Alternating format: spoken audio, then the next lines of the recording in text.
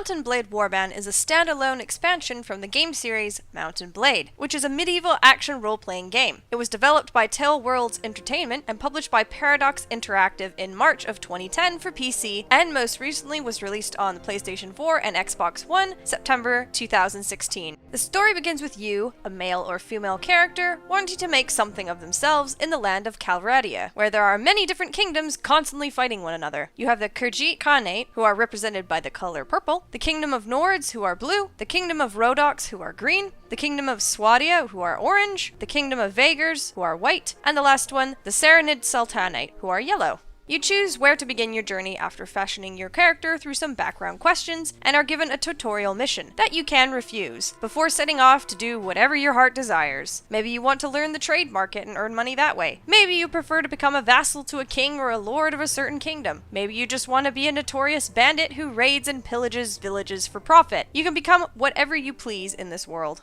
So yes, it's very open-ended, but there are many things you need to read up on and be aware of when you're playing through this game. You have a vast amount of information regarding the kingdoms, who's at war, at peace, or neutral with. You have every important character noted down, their last known location. Seriously, you have to read through it. Each game starts with the same kingdoms in the same areas, but as to what they do is entirely random, so no game will be the same. In my current game, the Kingdom of Swadia has been demolished and doesn't exist anymore. You must also take note that in medieval times, women were not warriors, so if you started as a woman, you have a huge disadvantage when it comes to owning land or being recognized. Thankfully, my character is a boss, and I can order around the king of my faction, the Kingdom of Vaegirs. So what's the game like? Well, if you don't grasp the battling mechanic of this game, you're pretty much screwed, so make sure to click that tutorial button and get good. Another good way to practice is to enter melee duels at the arenas in the big cities to practice your swordplay. You can take a swing in 4 directions by moving the mouse slightly to one side and then clicking to attack. Left and right make horizontal attacks, while up makes a downward attack. Down, or just mashing the button, will make you stab in front of you. Then, once you're used to that, you'll have to get used to horseback riding, because if you're not on one, you will suck. To make the horse go forward, you press W, as this game uses WASD as its directions. So W will bring your speed up,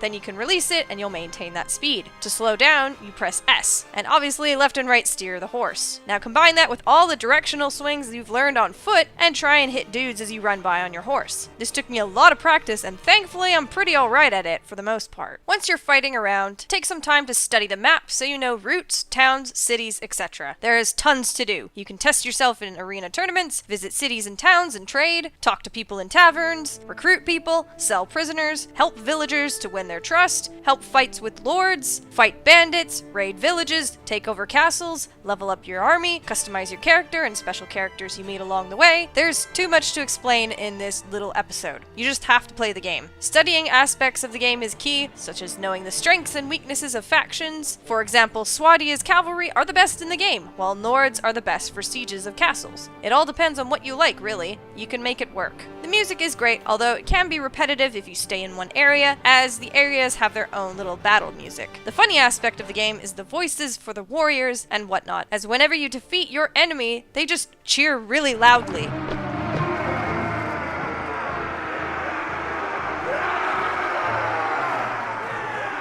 And when you're sieging a castle, all you hear is yelling. It's kind of funny.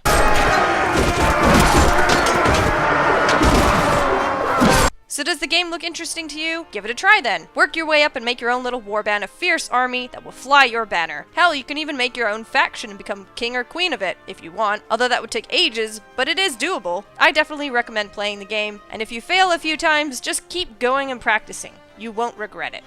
If you plan to play this game, the easiest way to make money is to enter into arena tournaments and place the highest bets on yourself each round. You end up with roughly 4,000 gold by the end of it, and you gain renown and people like you. It's great. Enjoy!